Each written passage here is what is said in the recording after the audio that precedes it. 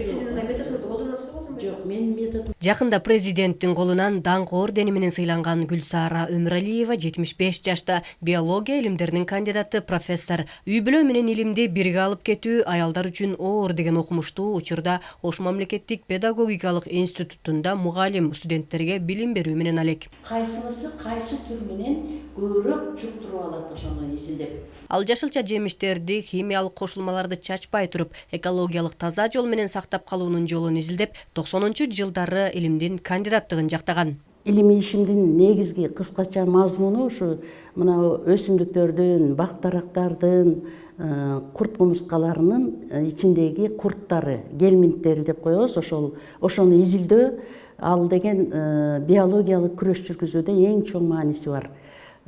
Башкача айтканда зыянкеч курт кумурскалардын ичине кирет дагы, аларды жеп, алардын ичиндеги баардык органдарын зыянга учуратып өлтүрөт.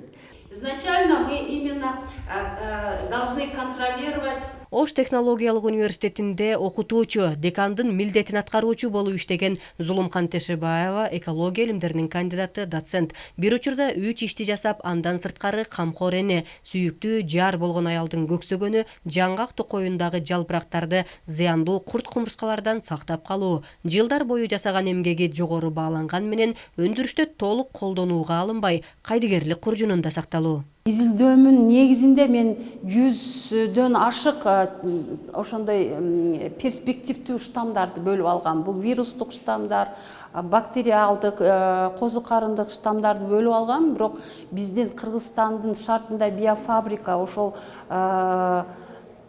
немени өндүргөнгө ишкана жок болгондуктан мындай калып кетти да. Ошол штамдарым, например, башка немеге сатсам, жакшы эле натыйжалуу эффектин бермекчи. Илимде аялдарга эмес, жалпы илим изилдөөгө шарт жок экендигин айтышат. Алсак так илимдери менен иштегендерге заманбап лаборатория дагы деле жетишсиз. Ошого карабай кулачын кенен жайып, дүйнөнү таң калтырган илимий ачылыштарды жасаган окумуштуулардан уучубуз кур эмес. Дайым эле аял десе эле аялды зомбулугун эле элестете беребиз, бирок аялдар биздин Кыргызстанда шүгүр эле деп айтсам болот го. Кудайга шүгүрдөп эле турам.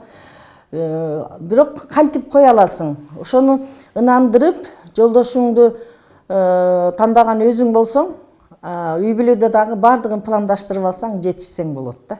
Бирок үй бүлөдө сага колдоо көрсөткөн адам болбосо, илимде бир нерсеге жетиш кыйын. Тасилхан Жумабаева рак клеткаларын радиациялык нур менен дарылоонун жолун таап, кандидаттык жактаса, докторлук наамын азот клеткалары адамдын организмине Д витамининин таасири деген биотехнологиялык ачылыш менен коргогон.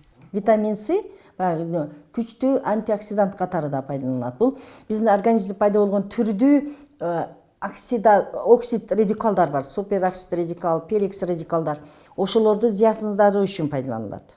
Андан тышкары витамин С күчтүү восстановитель катары. Анын курамында 2 сутектин протону, кайсы бир учурда бизге жана дем алуу кычкырында АТФ синтездөө үчүн сутектин протондор жетпей калган учурда кошумча донор катары да кетет да.